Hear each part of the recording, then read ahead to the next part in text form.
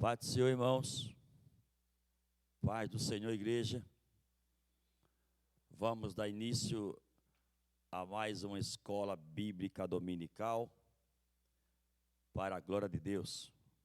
Amém? Estamos aqui nesta manhã, mais uma vez, para nós dar início à escola bíblica dominical. Ok? Louvado seja o nome de Jesus. Vou dar início com uma oração. E em seguida estamos aí louvando a Deus com um hino, em nome do Senhor, para a glória de Deus, ok? Você que nos acompanha aí, vai aí nos acompanhando e vai nos fazendo pergunta, e Deus será louvado, né, mais uma vez.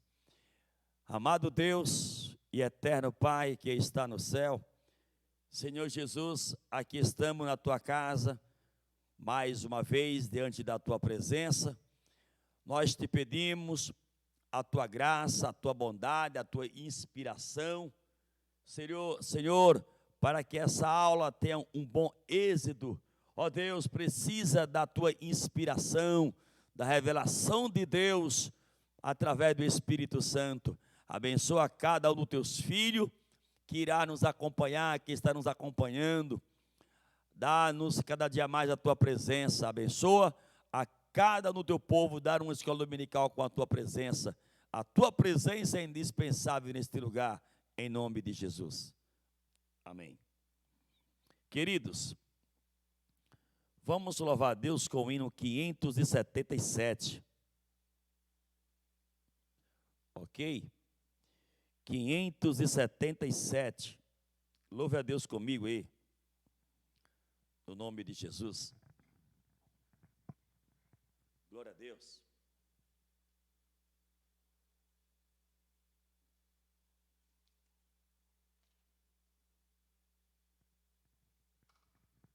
Vamos lá. O hino 577.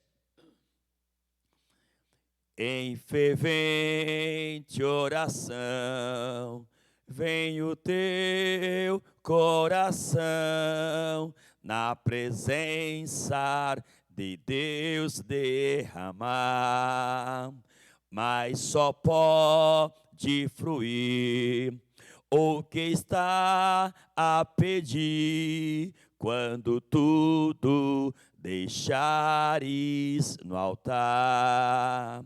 Quando tudo perante o Senhor estiver, e todo o teu ser Ele controlar, só então há de ver que o Senhor tem poder quando tudo deixares no altar. Maravilha de amor te fará o Senhor, atendendo a oração que aceitar. Seu imenso poder te virá socorrer quando tudo deixares no altar. Quando tudo perante o Senhor estiver, e todo o teu ser Ele controlar, só então há de ver que o Senhor tem poder quando tudo deixares no altar. Se orares, porém, sem o teu coração, te a paz que o Senhor pode dar. Foi por Deus não sentir que tua alma se abriu, tudo deixando no altar. Quando tudo perante o Senhor estiver, e todo teu ser Ele controla, só então há de ver que o Senhor tem poder quando tudo deixares no altar. Amém? Glória a Deus.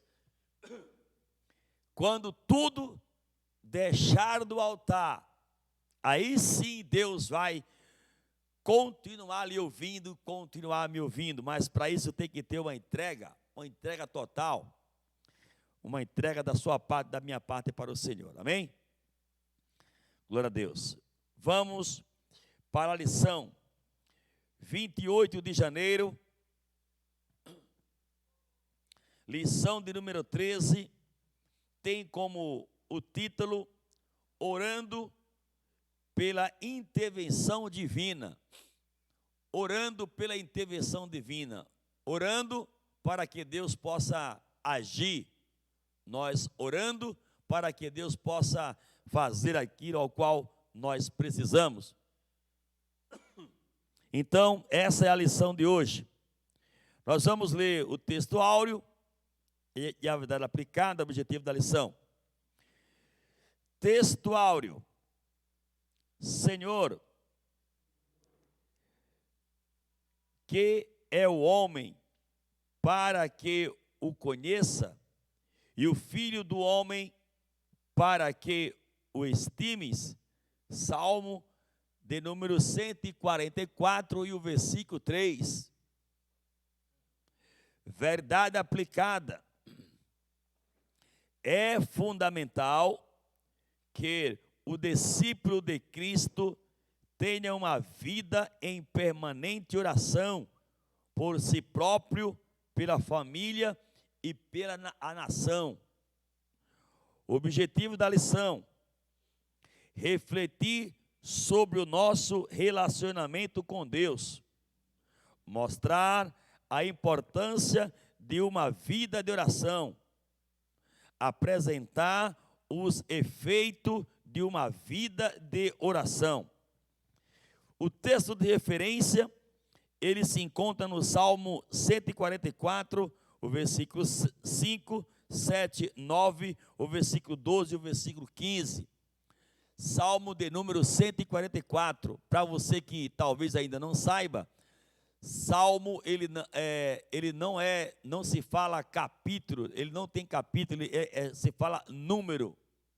Salmo de número 144, ele não será falado como os demais livros da Bíblia, que nós fala capítulo, não, Salmo é número, ok? Então, Salmo de número 144, e o versículo 5, o versículo 7, o versículo 9 e o versículo 12, aleluia.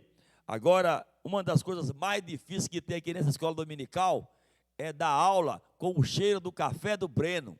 Isso aqui não é fácil. Estou aqui, um cheiro de café maravilhoso, eu não posso tomar agora. Oh, Jesus, abençoa. Vamos lá. Salmo 144, e o versículo 5. Abaixa, ó Senhor, os teus céus, e desce, toca os montes e fumegarão. Versículo 7. Estende as tuas mãos desde o alto, livra-me e arrebata-me das muitas águas e das mãos dos filhos estranhos. Versículo 9. A ti, ó Deus, cantarei um cântico novo, com saltério e com instrumento de 10 cordas, te cantarei louvores. Versículo 12, para que nossos filhos sejam como plantas bem desenvolvidos, na sua mocidade, para que nossas filhas sejam como pedras de esquina, lavradas como colunas de um palácio.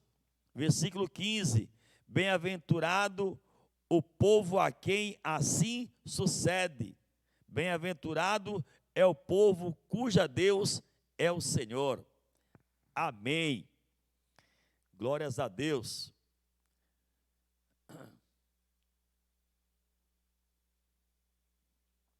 Então vamos lá. Quero aqui fazer um pequeno e rápido comentário sobre a verdade aplicada.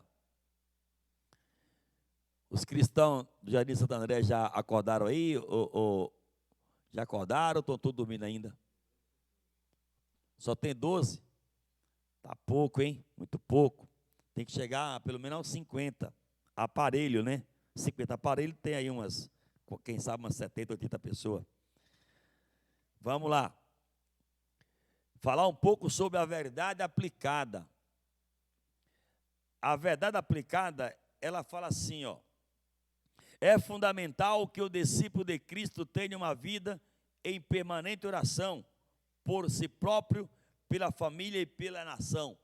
Grande responsabilidade diante de Deus tem um discípulo de Cristo, tem um cristão, tem um servo de Deus, uma serva de Deus.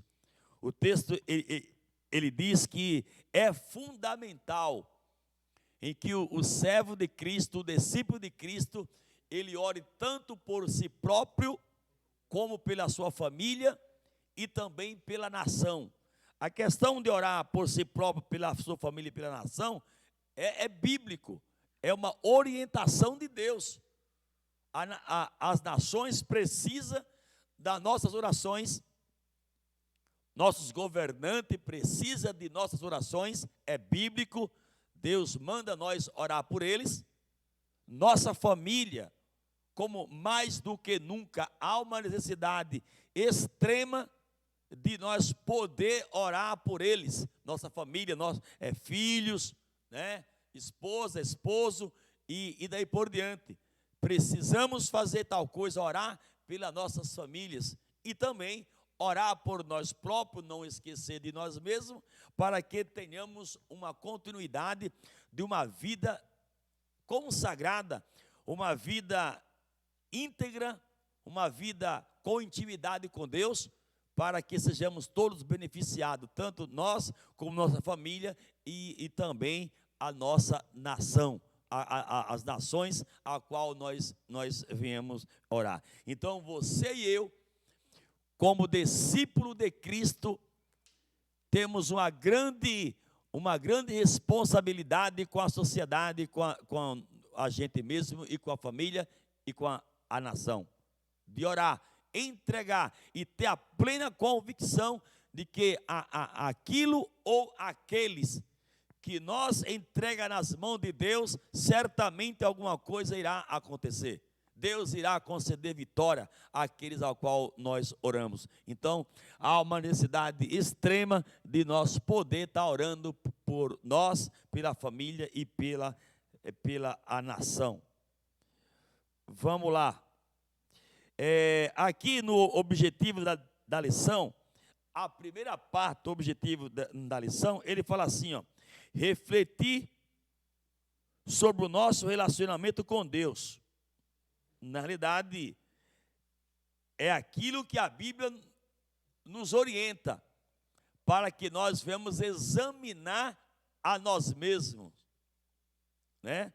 O escritor, ele só colocou na questão o nome de refletir, mas esse refletir aqui é examinar.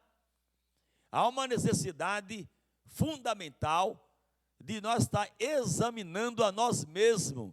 Examinar os outros é muito fácil, examinar outras pessoas é muito fácil, mas a ordem da Bíblia é examinar a nós mesmos. Agora, nós fazemos isso? Nós para uma vez por semana, ou por dia, ou por mês, e vamos analisar como que nós estamos para com Deus, para consigo mesmo, para com a sociedade. Isso é de suma importância, nós termos essa consciência de orar por nós mesmos. Eu me lembro que uma vez eu estava lendo um livro, e eu li uma frase, se não me engano, é um livro do Augusto Cury. Eu estava lendo um livro do Augusto Cury, e ele fala assim, é uma frase, que quem não para examinar a si próprio, vive continuamente vítima das suas próprias atitudes. Ele nunca conta, ele nunca será livre do seu sucesso, terá sucesso, mas está sempre reclamando, está sempre preso às suas próprias atitudes, está sempre preso às suas próprias ações. Quem não examina a si próprio se tornará sempre vítima de si próprio. Porque as coisas que está em volta de você, lhe causando algum problema, muitas das vezes foi causada por você mesmo. Se você examina a si próprio, você vai ver que aquilo que está fazendo você de vítima ou de escravo, que você mesmo ocasionou, você pode se tornar liberto daquilo, porque é você mesmo que está causando. E Paulo, a Tiago, ele disse um versículo muito conhecido. Ele fala assim, de onde vem as guerras e contenda que há entre vós? Não vem dos prazeres que nos vossos membros guerreiam? Ele quer dizer, quem causou esse problema não foi você mesmo? Então, se torne liberto de si próprio. Examine a si mesmo, examine a si próprio e se torne liberto das suas próprias escravidões, das suas próprias ações. E ele fez essa pergunta, de onde vêm as guerras e contenda que há entre vós? Não vem dos prazeres que nos vossos membros guerreiam? Ou seja, você mesmo ocasionou tal coisa. Então, o objetivo da lição, refletir sobre o nosso relacionamento com Deus, examinar a si próprio. Deixe de examinar sua sogra e examine você mesmo. Amém? Deixa a coitada da véia quieta e faça um exame em você mesmo. Ok? Vamos dar continuação à lição. No nome de Jesus. Vamos lá. Glória a Deus. O tópico 1. O tópico 1.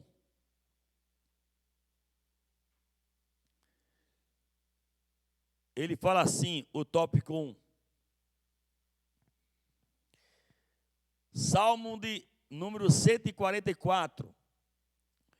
Estudaremos nesta lição o Salmo 144, que nos conduz a refletir sobre nosso relacionamento com Deus, principalmente no que diz respeito à oração. Então esse salmo, ele vai nos ensinar a nós refletir, pensar sobre o nosso relacionamento com Deus, principalmente na questão da oração. O nosso relacionamento com Deus, irmãos, eu costumo dizer, eu mesmo, que eu não me importo com uma série de coisas que possa acontecer comigo. Sei lá, meu carro quebrou, alguém bateu no meu carro, sei lá, tantas outras coisas. Eu não me preocupo tanto. Não, isso aí não resolve, não tem problema. Agora, o meu relacionamento com Deus, eu cuido dele.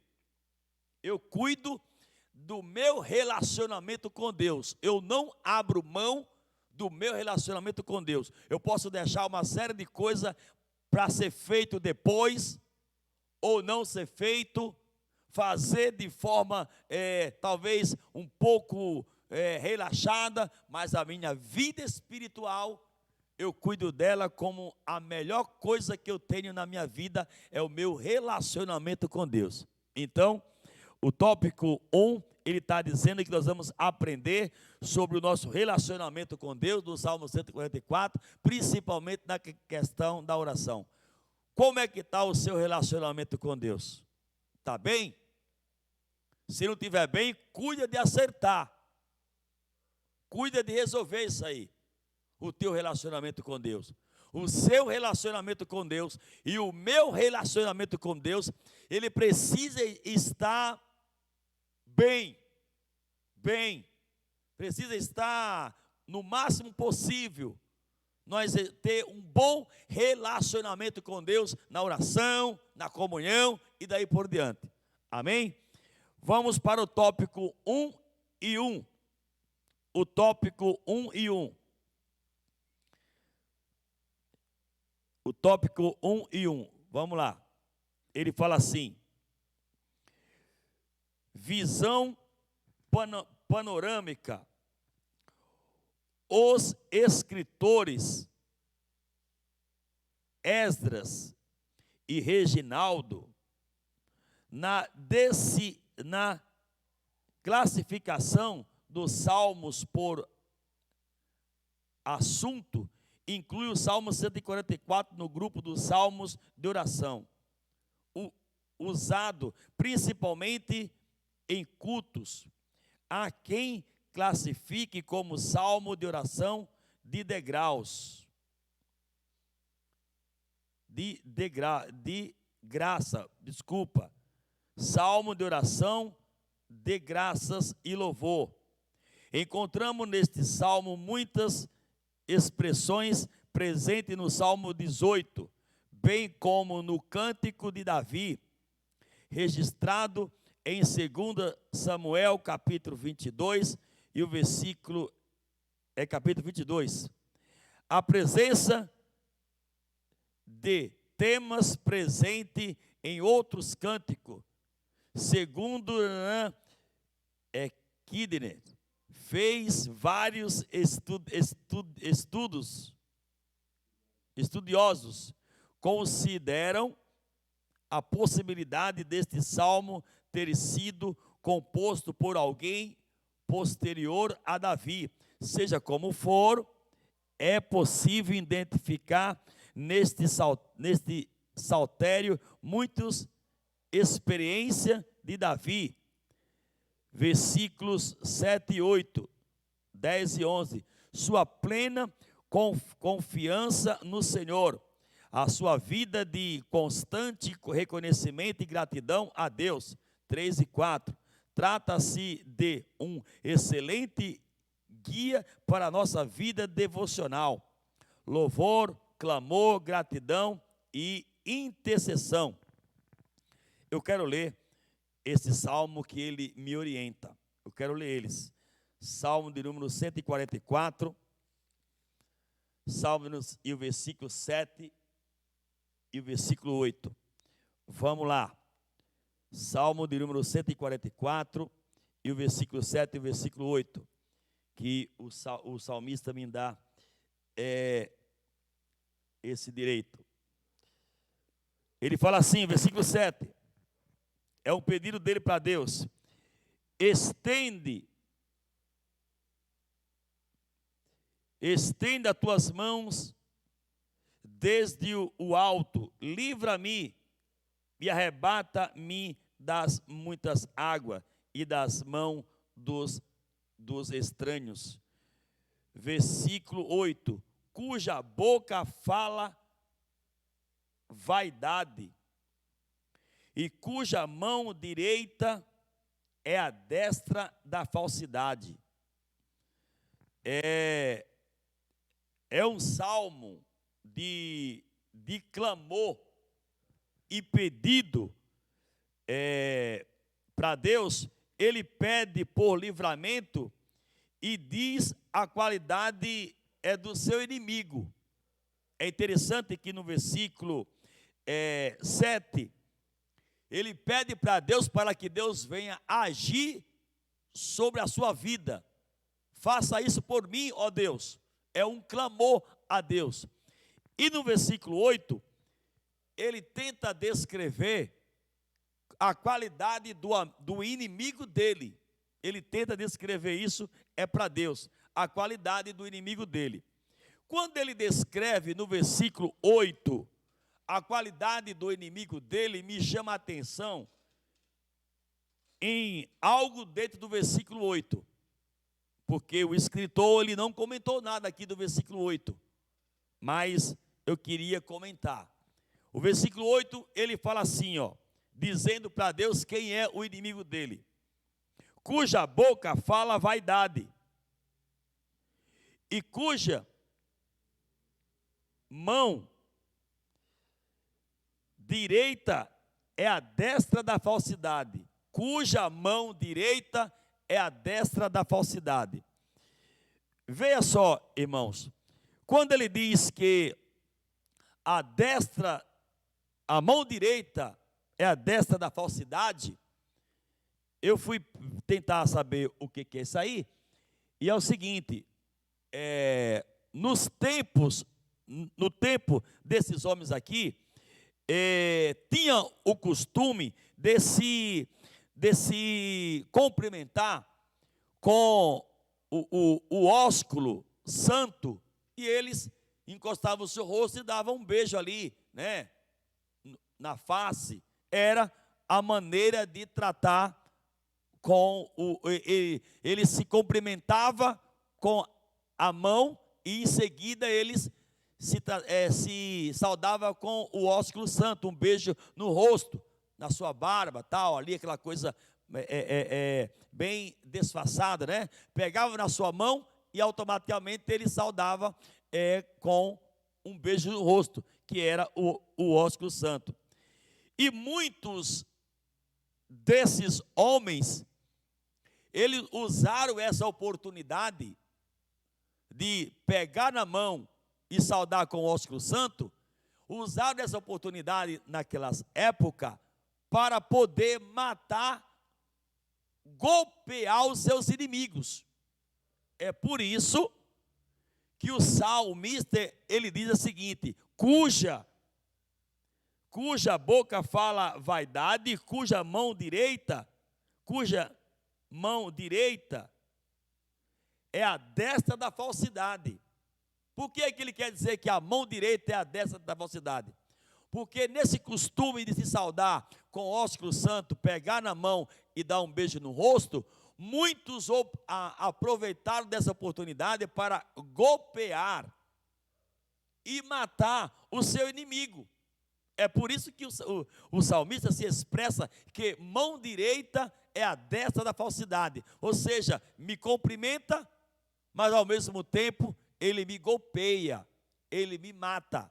Então, a expressão que a mão direita é a destra da falsidade é porque muitos aproveitaram a oportunidade do ósculo santo para golpear os seus inimigos. E aí, eu quis pegar um texto bíblico ao qual nós vamos ver isso. Vamos lá, em 2 Samuel, no capítulo 20, e o versículo 9. Nós vamos ver essa atitude de ir saudando, pegando na mão direita, para dar o ósculo santo, e no momento da saudação ele golpeia e mata o inimigo. Claro que no momento de dar a mão para poder se saudar, não existe a aparência de inimigo, mas um dos dois queria matar um ou outro. E aproveita o momento do ósculo santo para poder matar. Isso foi feito em muitos textos, em muitas partes bíblicas. Eu peguei apenas uma para testificar aquilo ao qual eu estou falando do Salmo 144, versículo 8, que a mão direita é a destra da falsidade. Vamos lá. 2 Samuel capítulo 20, o versículo 9. Disse Joabe a Amasa, vai bem, meu irmão. Então Joabe, com a mão direita, pegou da barba de Amasa para o beijar. Versículo 10. Amasa não percebeu a espada que estava na mão de Joabe, de sorte que este o feriu com ela no ventre e lhe derramou por terra as entranhas. Eita Jesus, misericórdia. Não o feriu segunda vez e morreu. Então Joabe e Abisai, seu irmão, perseguiram Sabá, filho de Bicre. Ou seja, Joabe viu Amasa e ele foi saudar, deu a mão direita, como era costume do ósculo santo, e só que Amasa não viu que na mão esquerda estava a espada. Ele dá a mão direita, leva o rosto para poder dar o ósculo santo, e ele encrava a espada em Amasa. Ou seja, então esse é o motivo pela qual o escritor do Salmo, o Salmo 154, versículo 8, diz que a mão direita é a destra da falsidade. É porque quando eles davam a mão, que eles queriam fazer o mal, eles iam com a intenção de saudar, davam a mão e ao mesmo tempo eles aproveitavam e o matavam. Tem algumas histórias dos gregos, que ele diz que nessa época, muitos, quando eles queriam pedir um favor a um homem, eles tinham costume de fazer o que quando eles queriam dizer para alguém que queria um favor deles? Eles iam com a mão direita e tocava na barba daquele que ele queria pedir o favor, e com a mão esquerda ele tocava no joelho. Isso, quando alguém fazia esse gesto, encontrava com alguém que eu precisava de pedir um favor, eu queria um grande favor dele. Então o que é que eu fazia? Eu ia com a mão, tocava na barba, a mão direita tocava na barba de quem eu queria o favor, e com a esquerda eu tocava no joelho do mesmo. Quando eu fazia esse gesto com essa pessoa, eu estava dizendo para ele: eu preciso de um grande favor seu. Porém, muitos aproveitaram esse momento de fazer esse ritual, essa maneira de se saudar, tocando na barba e no joelho para dizer que queria um favor deste homem. Aproveitaram também esse momento e mataram os seus inimigos. Então, é por isso que o salmista diz que a mão direita dos inimigos dele era a destra da falsidade. É porque eles aproveitavam o momento da saudação para beijar com o ósculo santo e encravava as suas armas nos seus inimigos. Amém? Só queria lhe dizer o porquê da mão direita à destra da falsidade. Porque é uma coisa que talvez a gente passa e não consegue ver o porquê. Amém? Vamos para o tópico 1 e 2.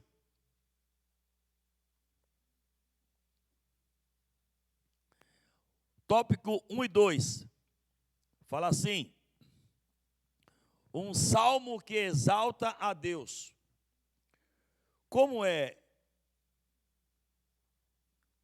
recorrente no salmo, o cântico inicia exaltando a Deus. Bendito, o versículo 1. Ele começa exaltando ao nome do Senhor, como é de costume dos salmos. Aponta para ajoelhar-se e bendizer a Deus, ou louvar em adoração. Significa o uso da expressão minha rocha. Transmite ideia de experiência pessoal e relacionamento. Rocha é uma figura bastante utilizada para expressar a segurança, firmeza, proteção, refúgio que encontramos em Deus. 2 Samuel, capítulo 2, versículo 47, Salmo 18, 31, 62 e versículo 2. Adoração e relacionamento notar a repetição das expressões no versículo 2, minha e meu, são preciosas lições para o discípulo de Cristo nesses dias tão desafiadores.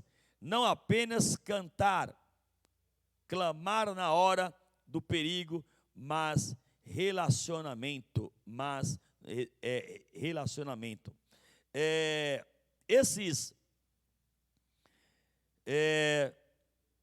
A vida de muitos desses reis, na realidade, a vida de muitos desses homens dessa época, era matar ou morrer. Era matar ou morrer. A questão deles matar se tornava um meio de sobrevivência.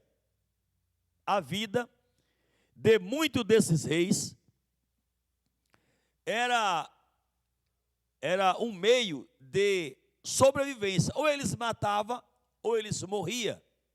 Ou eles matavam, ou eles morriam. Se eles não matam, eles morrem. Davi se encontrou em muitas situações dessas.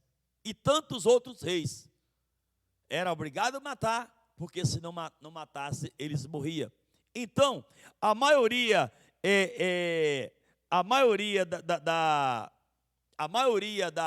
dos salmos, como eles sabiam em que eles eram dependentes de Deus, então a maioria das escritas da vida desses homens, ele sempre começa como nós vimos no versículo 1 do Salmo 144. Bendito, ó Deus. Eles entendem de que eles eram dependentes de Deus. Eles entendem de que se Deus não fizesse algo por eles, eles não conseguiriam vencer os seus inimigos. Eles, apesar de ser grandes lutadores e guerreiros, homens, eles também tinham consciência de que eles eram dependentes de Deus. E quem sabe, ou lógico, que isso era um dos grandes segredos, porque que muitos deles eram tão vencedores. Era de reconhecer de que Deus era o grande meio que ele tinha para poder adquirir vitória. Então, eles começam sempre exaltando a Deus. Por exemplo, no Salmo 144 e no versículo 1, olha como ele começa. Bendito seja o Senhor, minha rocha, que adestra as minhas mãos para a peleja e os meus dedos para a guerra. Ou seja, a agilidade em que eu tenho nas mãos para guerrear. E eu passo a vencer o meu inimigo, é porque Deus adestrou, exercitou, colocou nessa posse de vitória. Não é de mim, é porque Deus, a minha rocha, adestrou as minhas mãos, adestrou os meus dedos, em condição de manejar bem as minhas armas e vencer o meu inimigo. São pessoas que reconhecem de que Deus é tudo na vida deles. Eles eram homens vencedores, mas isso não é à toa.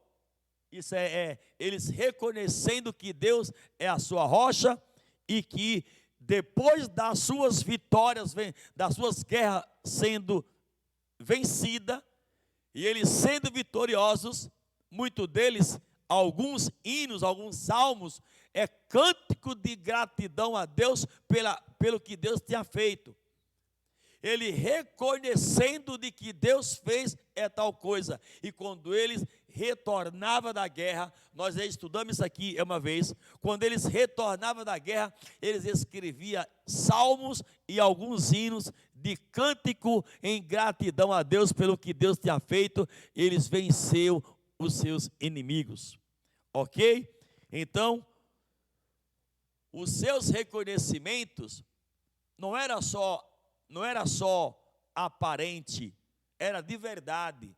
Se tornaram salmos, cânticos de adoração, até o dia de hoje, pela gratidão em que muitos desses reis, como Davi, tinham em saber de que a sua vitória foi Deus que o concedeu, e não foi simplesmente porque ele era valente, mas porque Deus tinha feito. Aí ele se expressa de uma maneira que ele diz que tu o adestrou adestrou as minhas mãos e os meus dedos para a guerra. Foi tu que me deu essa agilidade, e por isso eu venci o meu inimigo.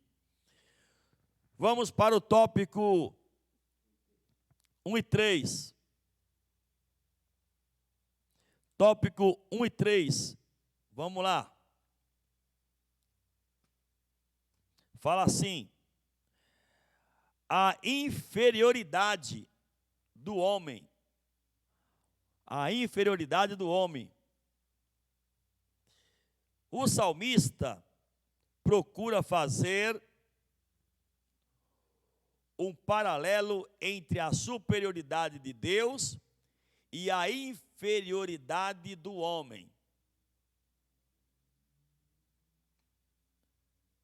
Conforme destacado no tópico anterior, Deus é comparado a uma rocha, representando a firmeza, a ausência de variação, um ser inabalável.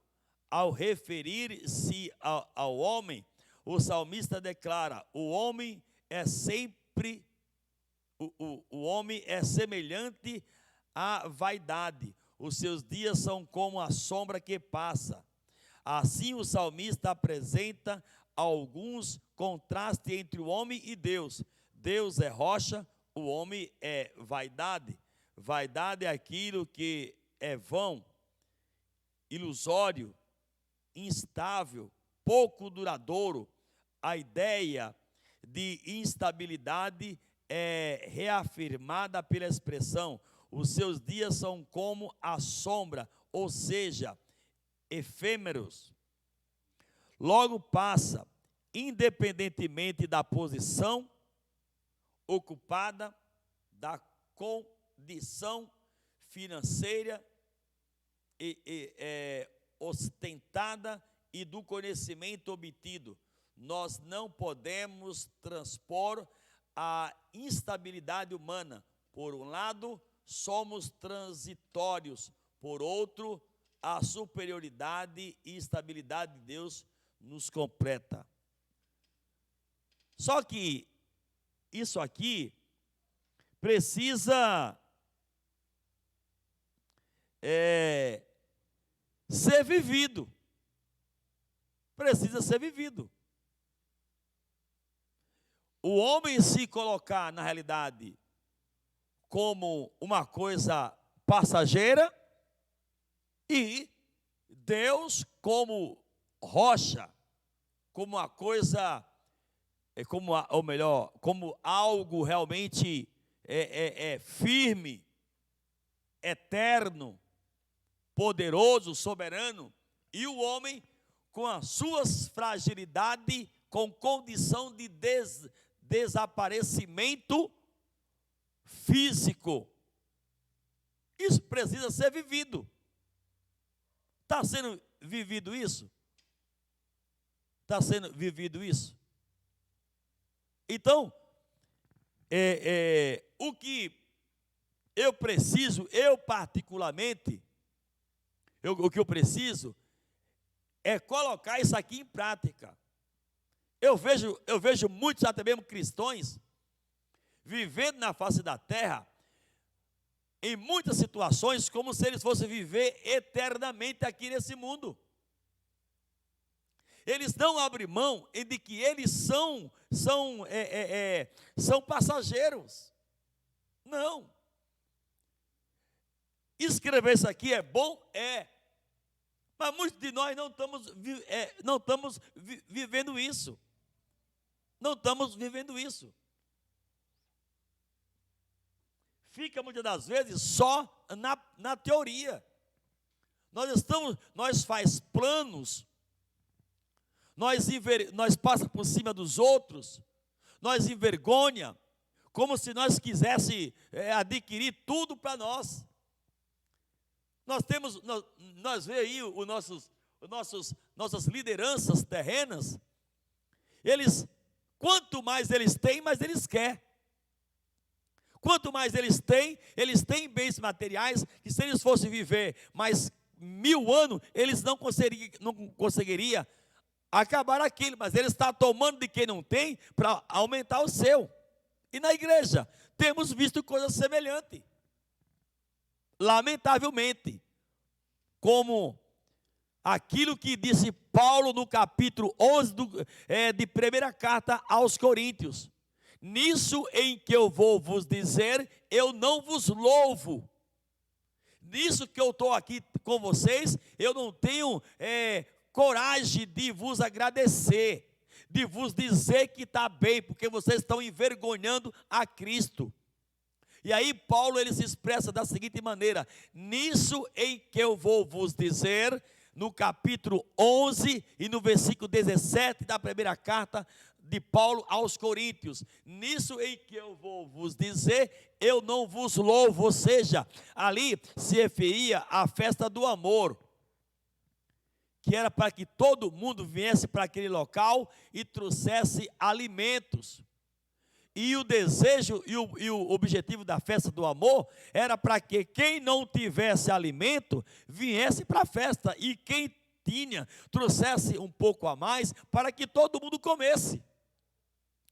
E naquele capítulo 11 da primeira carta de Paulo aos Coríntios, a festa do amor estava acontecendo assim: só comia os chegados. Sabe? Tu sabe o que eu estou falando, né? Tu sabe, né? Tu sabe, tu entende isso aí, né? Tu entende, eu sei que tu entende. Sabe aqueles chegadinho que é seu chegado, tem tudo. Quem não é seu chegado, você detona, você critica, você fala mal. Entendeu? Lá no capítulo 11 de primeira carta de Paulo aos Coríntios, estava assim. Estava desse jeito. Aí Paulo disse: nisso em que eu vou vos dizer, eu não vos louvo. Estão envergonhando o evangelho. Ou seja, evangelho é para ser vivido. Isso aqui de reconhecer que nós somos passageiros e somos apenas como uma sombra que logo passa, é para ser vivido. Não é para estar como está hoje. E como que está? É um querendo matar o outro, arrebentando. Um querendo matar o outro. Vergonha. Você vai morrer, meu filho. Você é passageiro. Nós vamos cantar o 202 lá em volta do seu caixão. Junto ao trono de Deus preparado. Pois é, você vai morrer também. Então não viva achando que você vai viver eternamente aqui, não. Você é passageiro. Acorda para a vida. Vamos colocar a lição em prática. Colocar em prática. Colocar em prática, entendeu? Então, isso aqui é para ser vivido. Reconhecer que Deus é eterno, é soberano e que nós somos passageiros. Tem uma expressão que em Tiago que diz que o homem é como vapor, que aparece e logo se desvanece. É isso aí. É isso aí. Entendeu? Então, você e eu precisa viver isso aqui. Colocar Deus como rocha, simbolicamente como uma coisa firme, uma coisa que não muda. E você e eu se colocar como pessoas, como humano, como passageiros. Estamos aqui de passagem. A qualquer momento, isso tudo pode se acabar fisicamente falando. Vamos para o tópico 2. Então, quando se trata de Bíblia, é para ser vivido. É para ser vivido. Não é apenas para poder só comentar, não. É para se colocar em prática, viu? Colocar em prática. Você e eu estamos aqui de passagem. Estamos aqui de passagem. Vamos lá, tópico 2.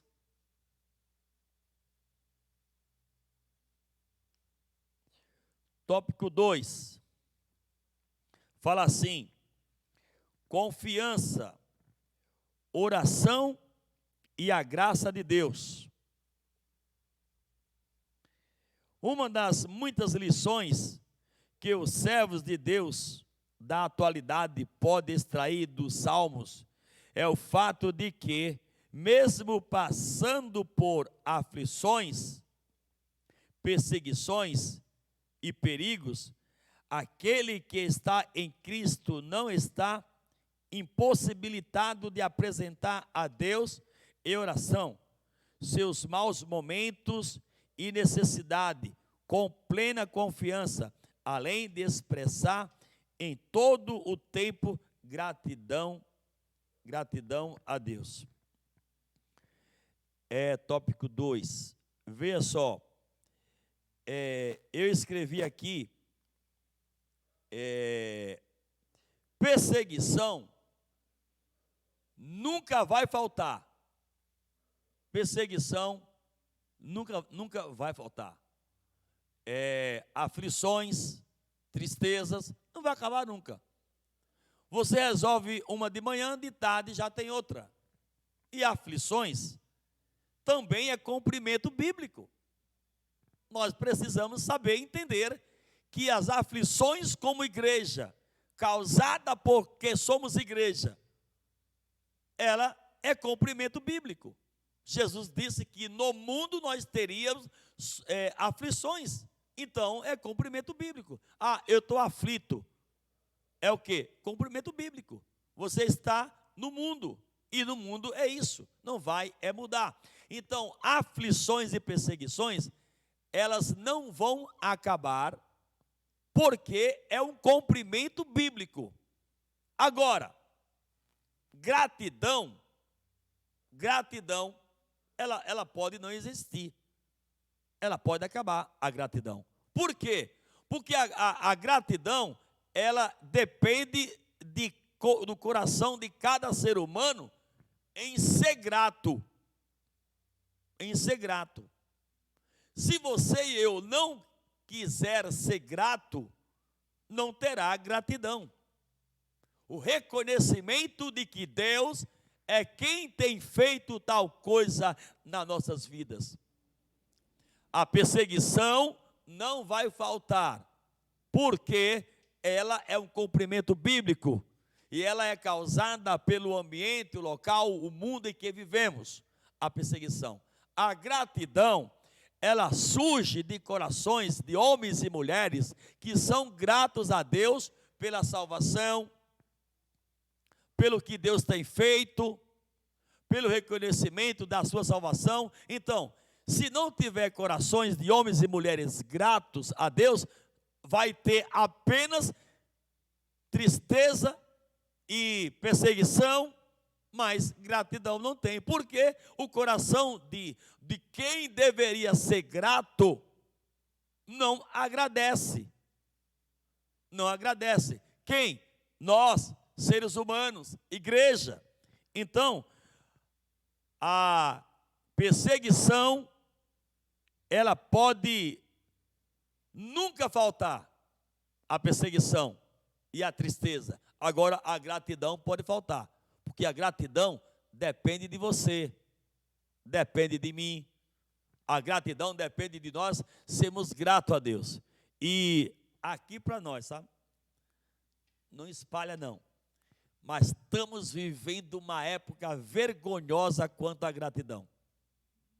Estamos vivendo uma época de tanta ingratidão, em geral, que meu Deus do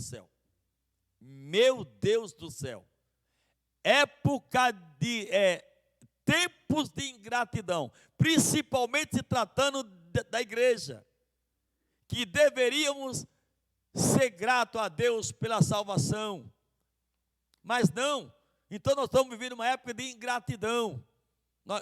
Nós esquecemos de o que nós éramos antes e o que Deus fez em nossas vidas, e não surge muitas das vezes nem uma palavra, um hino, uma atitude de gratidão a Deus pelo que Deus fez em nossas vidas. Então nós estamos vivendo época de ingratidão. Eu lembro de quando Jesus curou aqueles 10 leprosos, a Bíblia diz em que no outro dia, ou dias depois, um desses 10 apareceu e veio agradecer a Cristo pelo que Deus tinha feito na vida deles. Mas se você for ver no texto bíblico, a primeira pergunta aí que Cristo fez para esse único que voltou foi perguntar pelos outros 9. Ele disse: não foram 10 que foram curados ontem? E cadê os outros 9? Olha quanto faltou: 9. 9.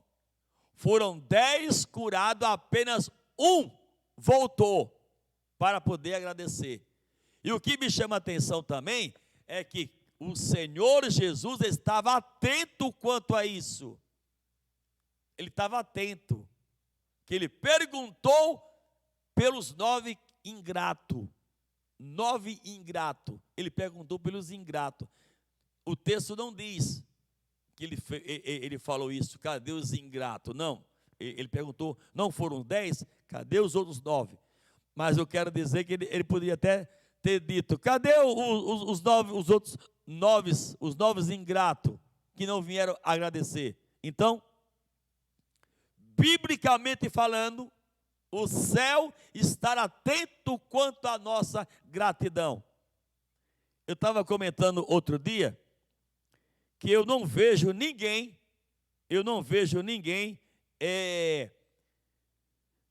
testemunhar: obrigado, Senhor, pela minha salvação. Eu não vejo isso.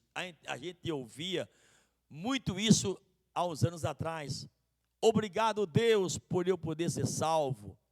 Hoje nós só vê agradecimento a Deus quando Deus dá carro, dá casa, dá bens materiais, dá namorada. Aí, nossa, o louvor arrebenta o teto da igreja. Agora, pela salvação, parece que pela salvação não tem motivo para ser grato.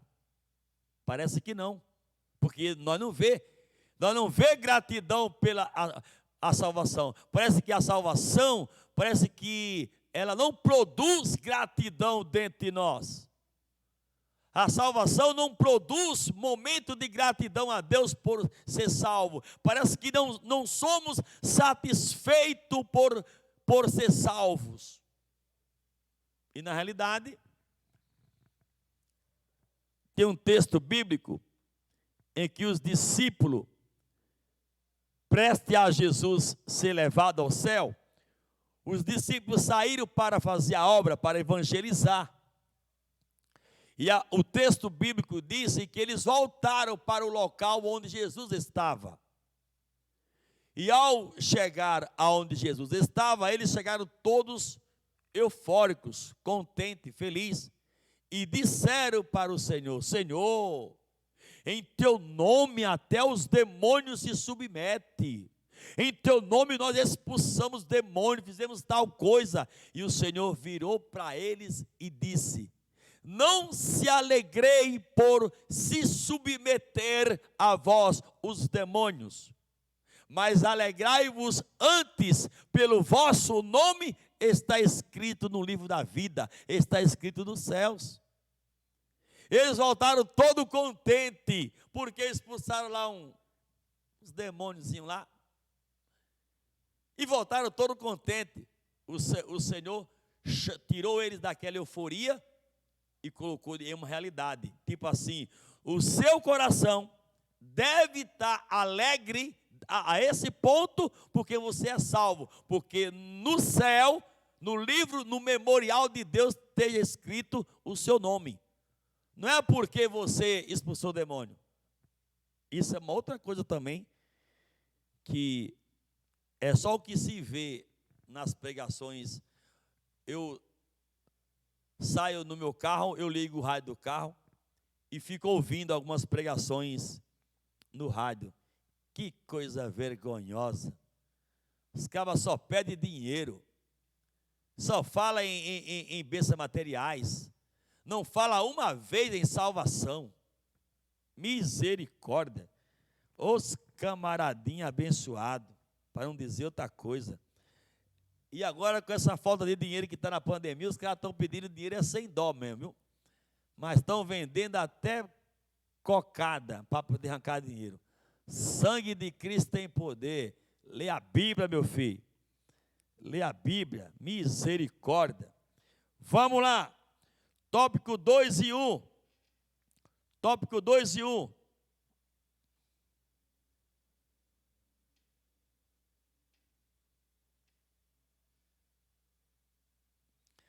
Dois e 1, vamos lá. A graça de Deus.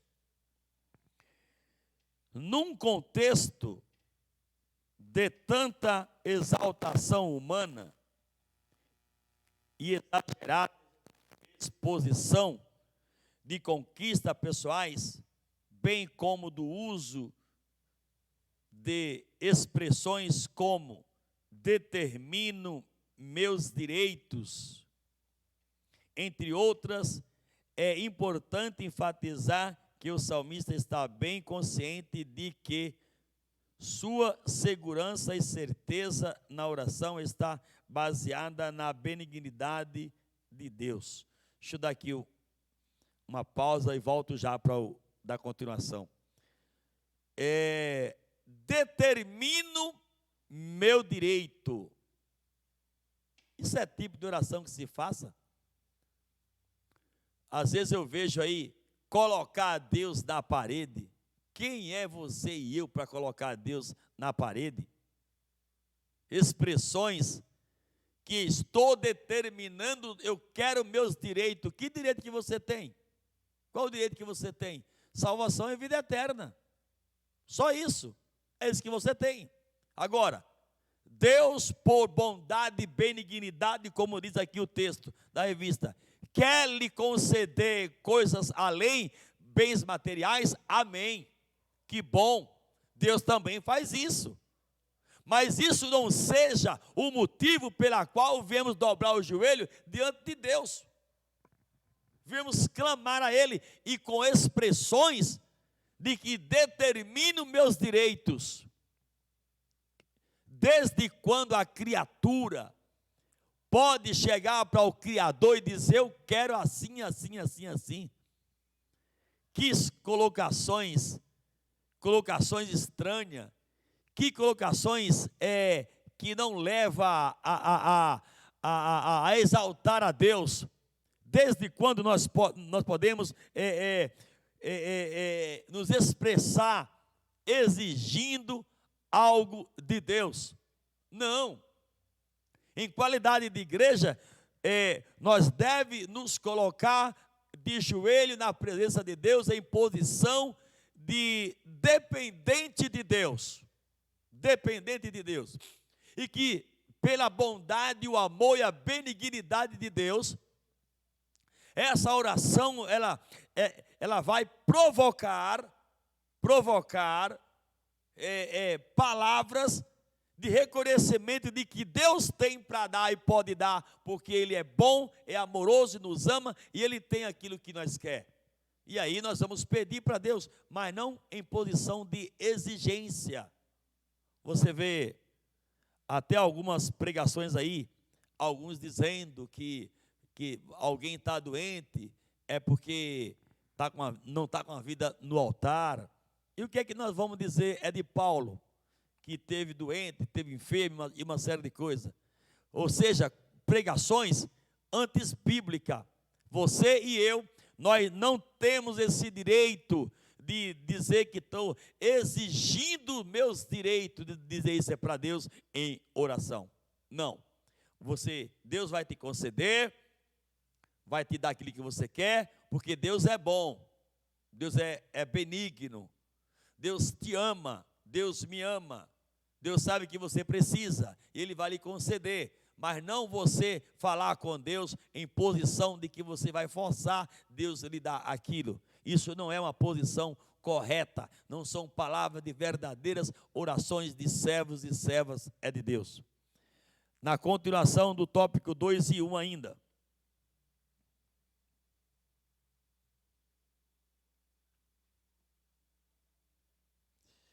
Na continuação,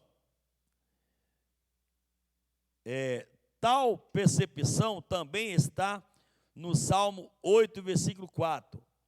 Por outro lado, também é preciso lembrar que o fato de reconhecermos nossas indignidade diante da grandeza e santidade de Deus não deve impedir-nos de os buscarmos, mas como o salmista e tantos outros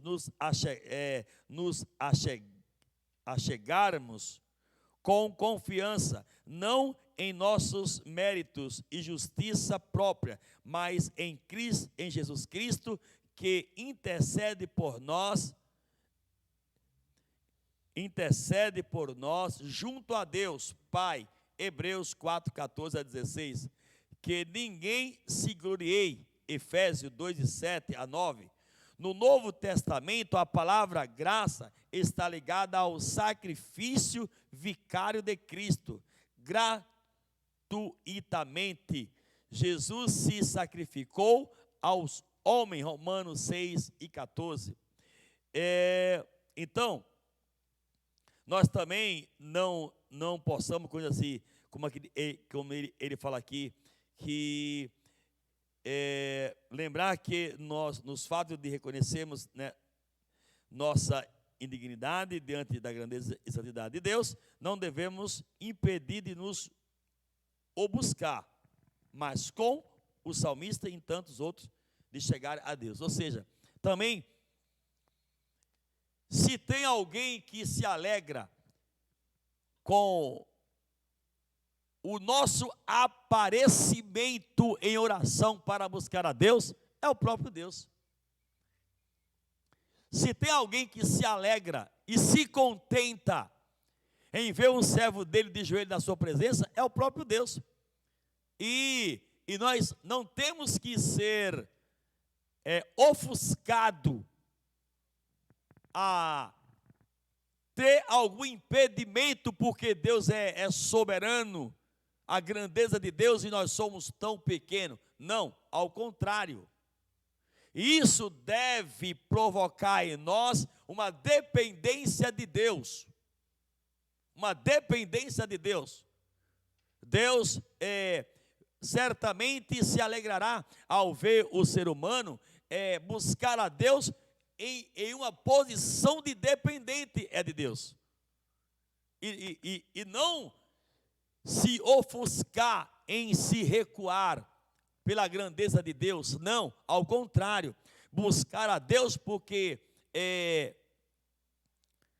isso alegra o coração de Deus. Tem um texto que ele diz que é necessário que aquele que se aproxima de Deus crê que Ele existe e que é galardoador daqueles que o buscam. Então, vamos lá, o que é que diz o texto? É necessário que aquele que se aproxima de Deus, quem? O cristão, o homem, a mulher, em oração, acredite que Ele existe. Olha aí, ó Deus tentando realçar dentro de você uma amizade, tentando levantar dentro de mim e de você uma confiança. Acredite que Ele existe e que é galardoador daqueles que o buscam. Ou seja, tem algo para dar aquilo que você precisa. Então isso alegra o coração de Deus. Você se aproximar dEle, acreditando que Ele existe e que pode lhe dar a tal coisa que você foi buscar. Então, é necessário. Quando o texto diz que é necessário, ele só quer dizer o seguinte: quando ele diz que é necessário, ele quer dizer o seguinte, que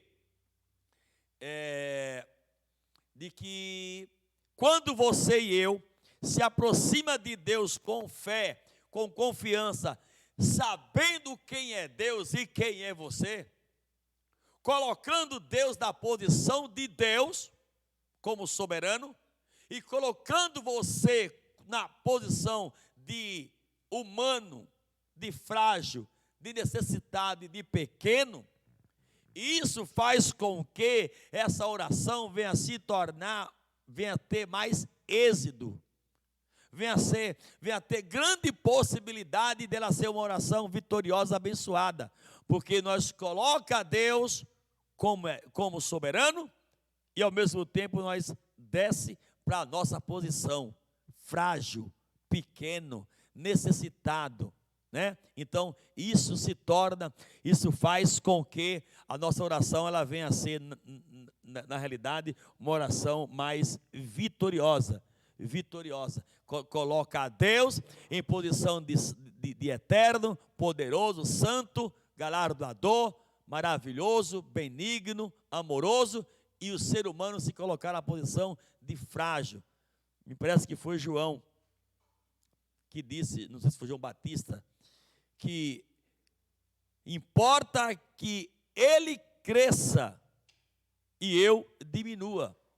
É disso que estou falando.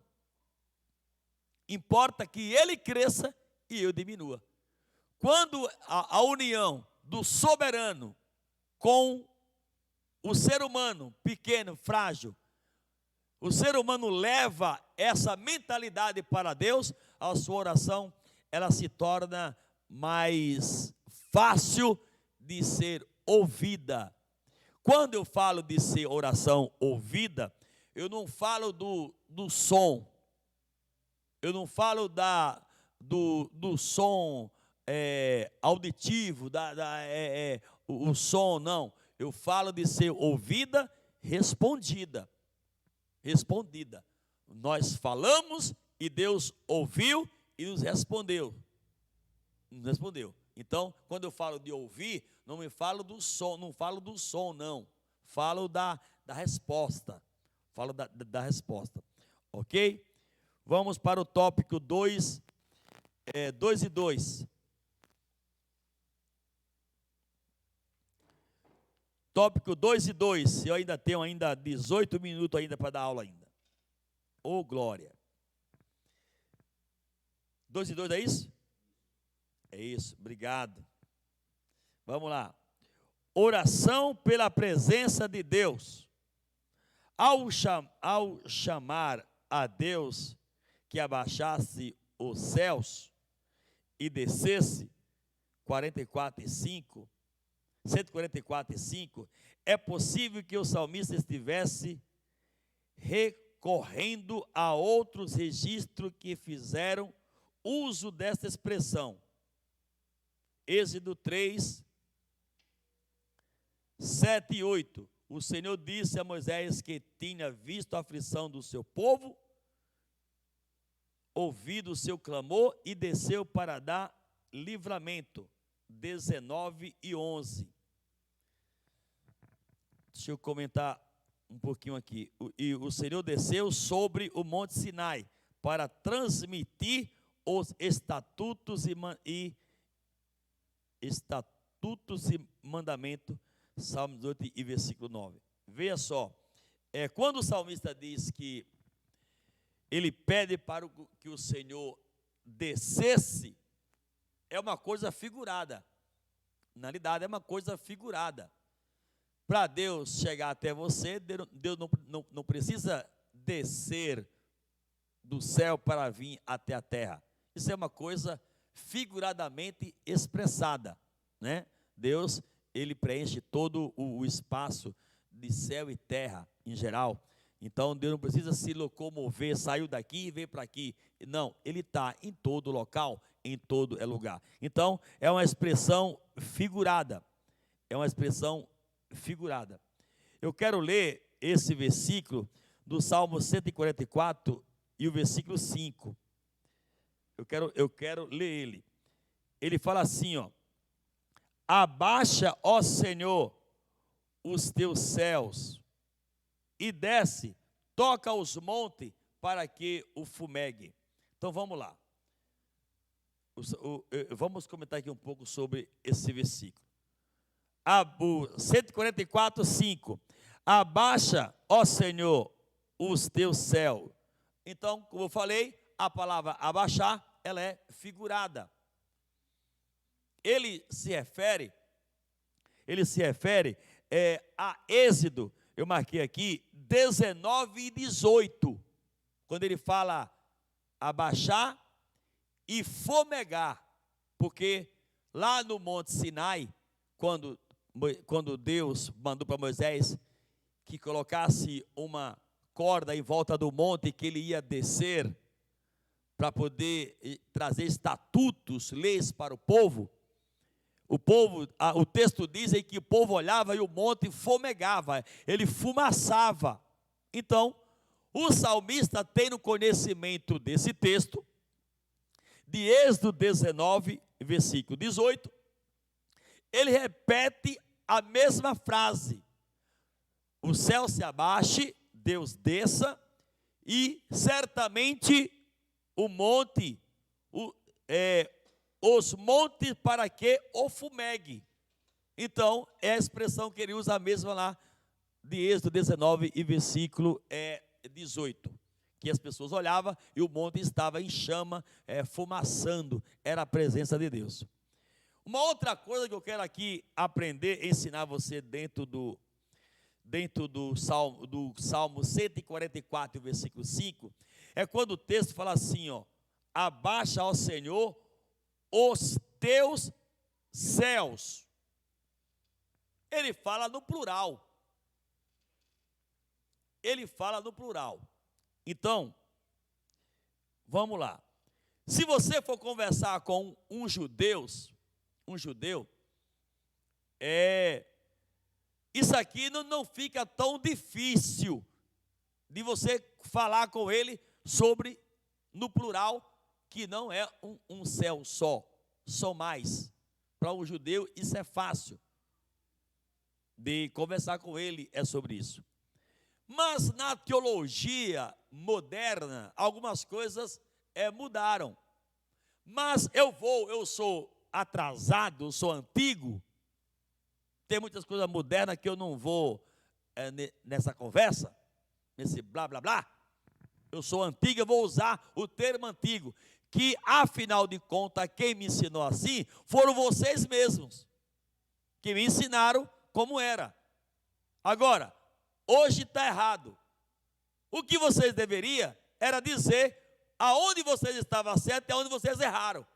Porque estava certo lá quando dizia uma coisa e continua certo hoje como mudaram. Aí, meu filho, o milagre tem que ser grande, viu? Aí já é demais. Mas vamos voltar para onde eu queria dizer. Salmo, ele diz: abaixa os teus céus. Lembra que Paulo disse que ele conhecia um homem em que ele não sabia se foi na carne ou no espírito, mas ele foi até o terceiro céu?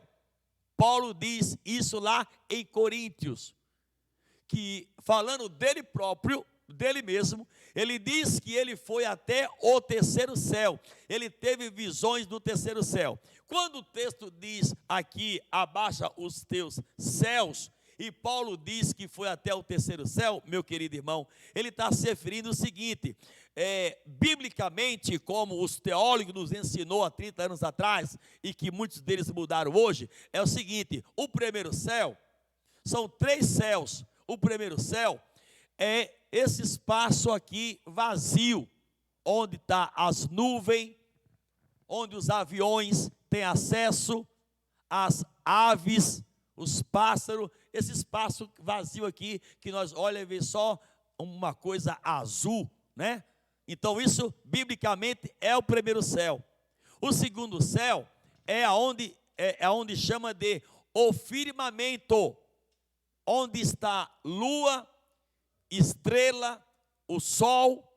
Então, biblicamente, esse é o segundo céu. E o terceiro céu, que Paulo disse que foi ao terceiro céu, que é de onde ele teve visões, é o céu celestial, a morada do nosso Deus, a morada do nosso Senhor e Salvador Jesus Cristo, o céu de glória. Então, quando o salmista aqui, conhecedor de Bíblia, diz que abaixasse os céus, ele está falando, repetindo as mesmas expressões, se referindo a o céu, primeiro esse espaço vazio aqui, que os aviões têm acesso. O segundo céu, firmamento, onde tem as estrelas, o sol, a lua. E o terceiro céu, a morada do nosso Deus. A morada do nosso Deus é o terceiro céu. Então, é por isso que ele fala no plural: abaixa os teus céus. Amém? Vamos dar continuação. Vamos dar continuação. Dar continuação aqui onde eu parei.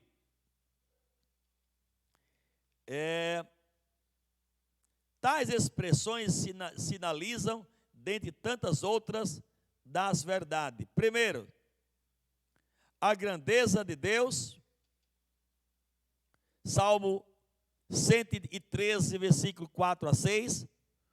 Sua maravilhosa graça, apesar de sua imensurável grandeza, contudo não está indiferente ao que se passa na terra e está atento ao clamor dos que nele confiam e espera. Sim, com certeza, Deus está atento, né? Apesar da sua grandeza imensurável, o seu poderio, a sua grandeza como Deus, Criador dos céus e da terra, Deus estará atento à terra, às suas mínimas coisas que acontecem aqui na terra. As mínimas coisas que nós, às vezes, nem imagina, Deus estará atento a tudo do que está acontecendo aqui na terra. Então, não quer dizer que por a grande misericórdia e o poderio e a grandeza imensurável de Deus venha impedir dele observar as mínimas coisas. Não. Deus está atento a tudo. Estar atento a tudo e a todos. Não se passa nada em que o Senhor Jesus não esteja atento do que realmente está acontecendo. Então, a questão da grandeza de Deus não impede de Deus estar observando as mínimas coisas aqui na terra. Vamos para o tópico 2 e 3. 2 e 3. Expressa confiança. A confiança do salmista é expressa logo no início, pois ele faz diversas afirmações e acrescenta: em quem eu confio, versículo 1 e 2. E depois declara: cantareis um cântico novo.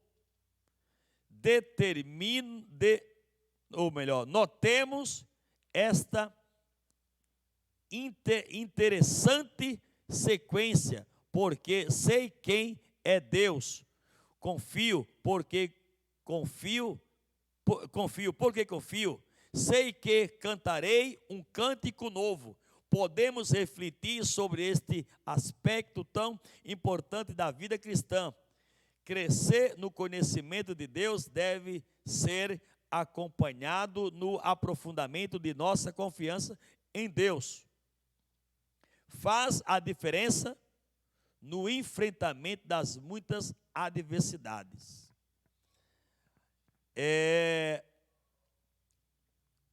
Conhecer a Deus a expressão minha, conhecer a Deus, não está ligado ao conhecimento de citações de versículos bíblicos. Isso é uma colocação minha. Conhecer a Deus não está ligado ao vasto conhecimento bíblico de que tal homem tem. Conhecer Bíblia muito mais do que eu e você, os demônios conhecem. No entanto, é um desobediente. Perdeu a sua oportunidade de continuar adorando a Deus lá no céu, como Lúcifer. Então, da minha maneira de pensar, conhecer a Deus não está ligado a conhecer Bíblia, porque conhece Bíblia e sabe citar versículos. Não. Quem conhece a Deus, retribui o conhecimento que tem a respeito de Deus. Quem conhece a Deus é grato. Quem conhece a Deus surge dentro de si um desejo de adorar verdadeiramente a Deus. Jó disse uma frase assim,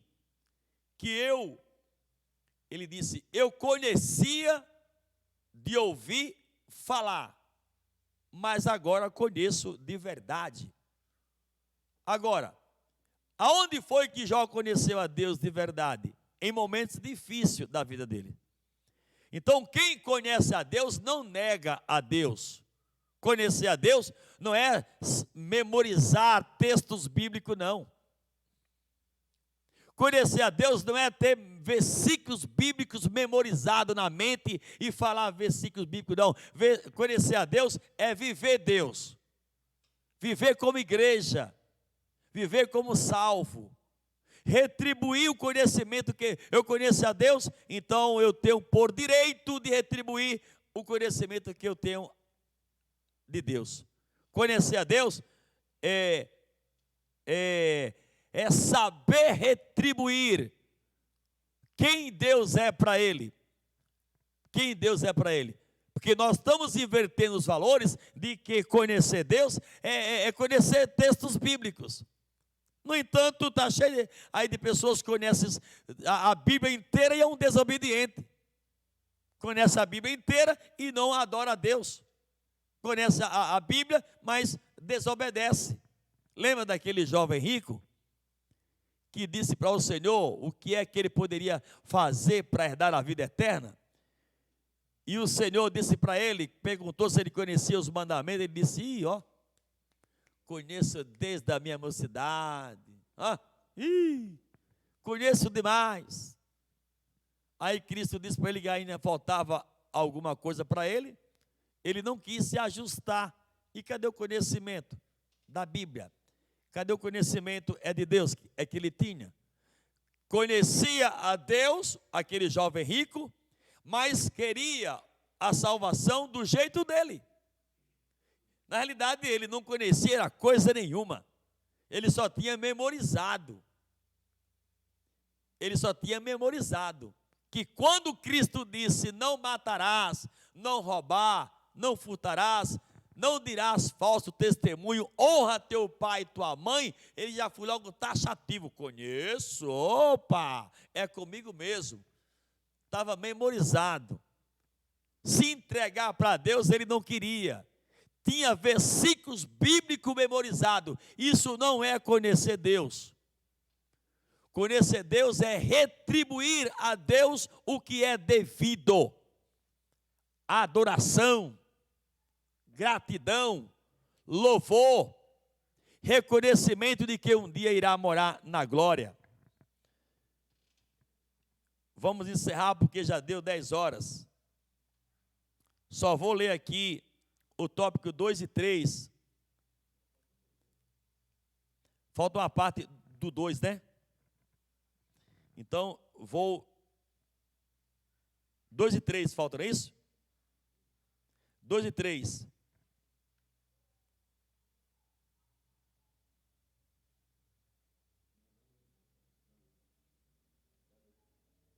Já terminou o 2 e 3.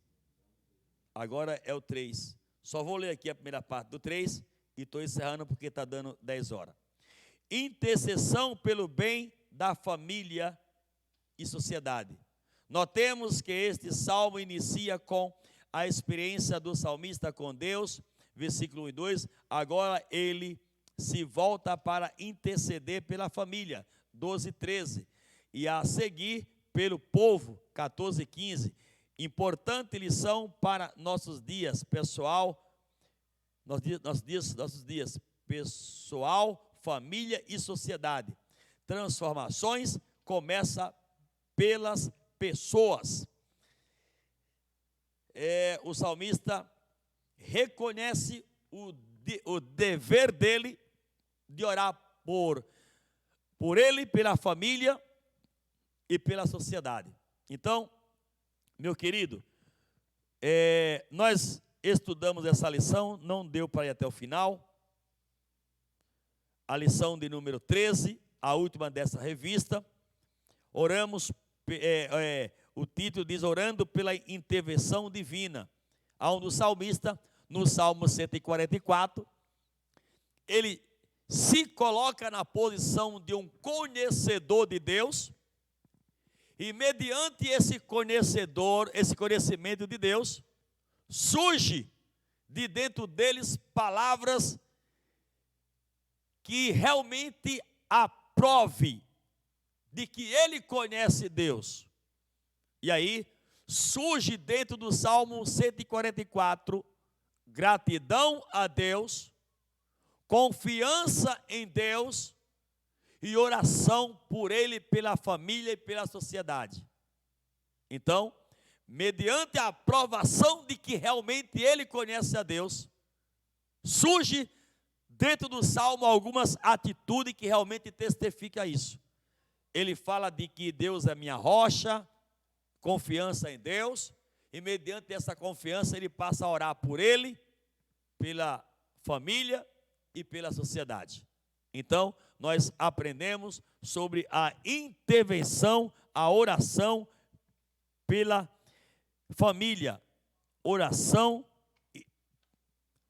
pela intervenção divina, orando pelas pessoas, pela família, interceder, orar a Deus, buscar a Deus por você e pelas pessoas. Então, Deus nos abençoe, nos dê a sua graça, nos ajude e a cada dia coloque em prática o seu conhecimento de Deus. Coloque em prática a sua vida espiritual, a sua comunhão com Deus. Ore por você mesmo, examine a você mesmo e passe a orar por quem você acha que deve receber uma oração sua, para que venha a ser abençoado e vitorioso da parte de Deus. Vamos mostrar que realmente conhecemos a Deus. Vamos mostrar que temos intimidade com Deus. E mediante isso, transmitir o cheiro de Cristo para quem ainda não tem. As bênçãos de Deus para quem ainda não alcançou. Através do nosso reconhecimento e a nossa intimidade com Deus. Deus te abençoe. Lhe dê um bom domingo. Guarde a você e a sua família. Tenha uma semana, tenha um domingo abençoado, um domingo de paz. Levante a sua cabeça e creia na providência de Deus. Deus lhe ama e está pronto para ouvir o seu clamor, o seu gemido. Você não está só, Deus está com você certamente. Deus lhe abençoe. Querido Deus e eterno Pai, obrigado por essa oportunidade, onde aqui falamos da Tua palavra, das Tuas grandezas. Permanece com cada um de nós. Abençoa cada um dos Teus filhos que nos acompanharam nessa lição da Escola Bíblica Dominical. Abençoa cada um e nos dá uma ótima semana, um bom domingo, em nome de Jesus. Amém.